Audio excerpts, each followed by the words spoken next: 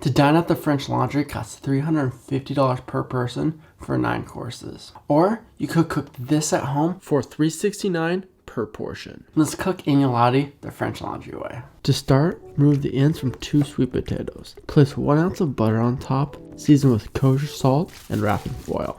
Then place in a 350 degrees Fahrenheit, 176 degrees Celsius oven until tender. For the pasta dough, measure out 8 ounces of AP flour and make a mound using the bowl to create a crater. To the bowl, add 6 egg yolks and 1 whole egg, 8 grams of extra virgin olive oil, 16 grams of milk, and whisk till homogeneous. The excess egg whites store well in the freezer for a meringue or a souffle.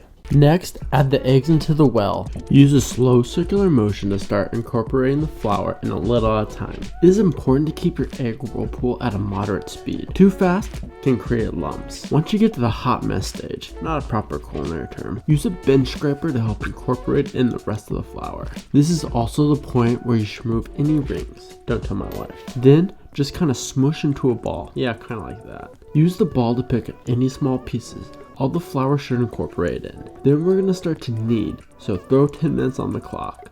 Knead the dough into the counter with the palm of your hand. Rotate and continue until smooth.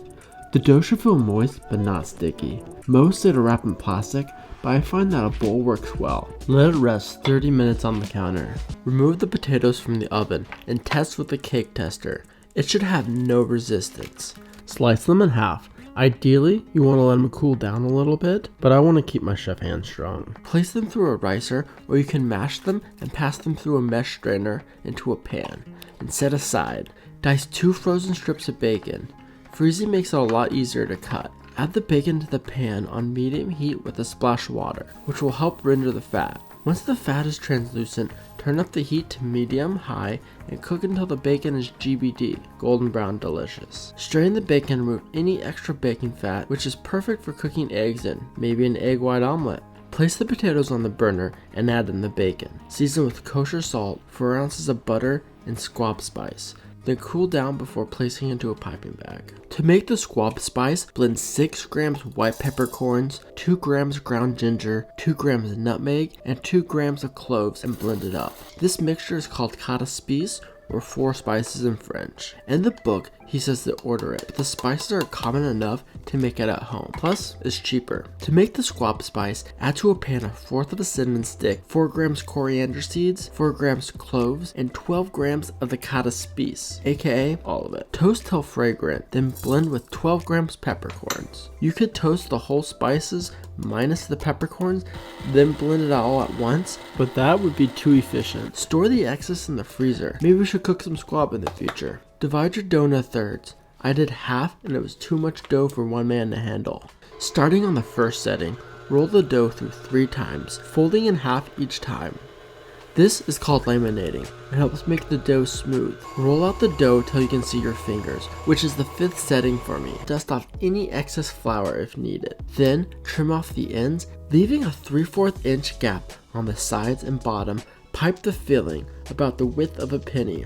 Fold over the bottom flap, use your thumb to remove any air and help shape the pasta. Then press down to seal the dough. Using your index finger and thumb, pinch the dough, creating a gap between each agnolotti. Use your thumb to create a flat back and create a round belly. Using a crimped roller, remove the excess dough in front, then cut in between each agnolotti. Ideally, they should have sealed sides, but cooking isn't about being perfect. It's about making it a little better next time. To store these, you either want to keep these on a tray with cornmeal or semolina flour, and anything that you don't use, you can store these in the fridge, and they'll stay good in there for about 3 months. Pick through the sage, separating the large leaves and the small ones.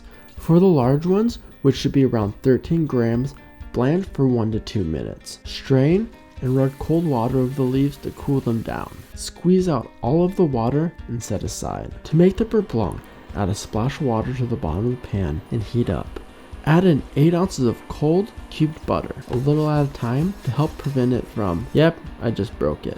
So to fix it, get everything out of the pan, add more water and the cold butter a little at a time. This time I lowered the heat. Once all the butter is in, you can slowly drizzle in the broken butter.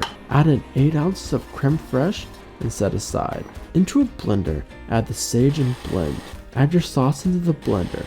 Combine all and season with kosher and white pepper, then strain. For the tiny sage, fry at 250 degrees Fahrenheit until all the bubbles stop. This indicates that the water is gone. Strain, then place on a paper towel and while still hot, season with kosher salt. To make the brown butter, add 1 ounce of butter to a pan and cook on medium-low heat until nice and brown. Then set aside. Then, for the prosciutto garnish, take a couple slices of prosciutto and julienne. Bring a pot of water to a boil and season with salt. Cook the agnolotti for about 90 seconds. Make sure the bottom of the agnolotti, the thickest part, is cooked. Remove from the water and toss with sage cream. Into a bowl, lay down the pasta the thick side down, belly out. Place them in a circle and cover the bottom of the bowl in sauce.